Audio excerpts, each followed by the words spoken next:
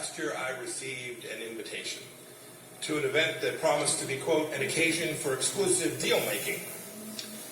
It said, quote, the opportunities for mutually beneficial economic development between China and our individual states are tremendous, end of quote. Deal-making sounds like it might have come from President Trump, but the invitation was actually from a former governor. I was being invited to the U.S.-China Governors Collaboration Summit. It was an event co-hosted by the National Governors Association and something called the Chinese People's Association for Friendship in Foreign Countries. Sounds pretty harmless. What the invitation did not say is that the group I just mentioned is the public face of the Chinese Communist Party's official foreign influence agency, the United Front Work Department. Now, I was lucky. I was familiar with that organization from my time as the director of the Central Intelligence Agency. But it got me thinking, how many of you made the link between that group and Chinese Communist Party officials? What if you made a new friend while you were at that event? What if your new friend asked you for introductions to other politically connected and powerful people? What if your new friend offered to invest big money in your state, perhaps in your pension, in industries sensitive to our national security? These aren't hypotheticals. These scenarios are all too true, and they impact American foreign policy significantly.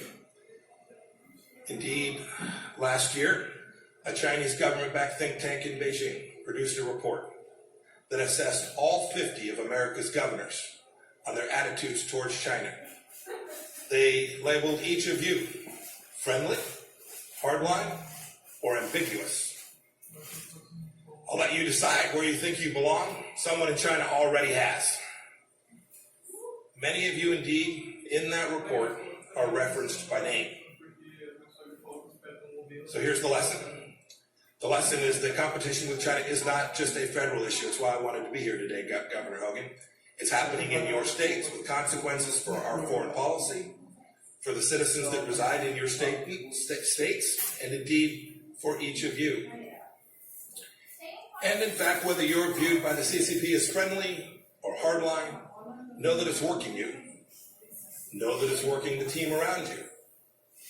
Competition with China is happening inside of your state, and it affects our capacity to perform America's vital national security functions.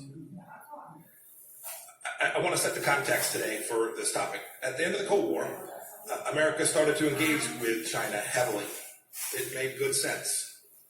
We thought that the more we interacted, the more it would become like a liberal democracy, like us here in the United States.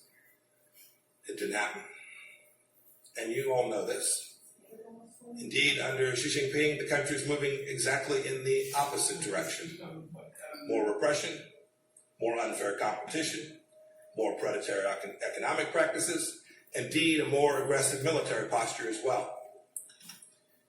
But you should know, this doesn't mean we can't do busy. In fact, I'd be surprised if most of you in the audience have not been lobbied by the Chinese Communist Party directly. But sometimes China's activities aren't quite that public, and I want to talk about some of that today. Let me read you an excerpt of a letter from a Chinese diplomat. It was China's Consul General in New York, sent a letter last month to the Speaker of one of your state legislatures. Here's what the letter said in part. It said, quote, as we all know, Taiwan is part of China. Avoid engaging in any official contact with Taiwan, including sending congratulatory messages to the electeds, introducing bills and proclamations for the election, sending officials and representatives to attend the inauguration ceremony, and inviting officials in Taiwan to visit the United States. End of quote from the letter. Think about that.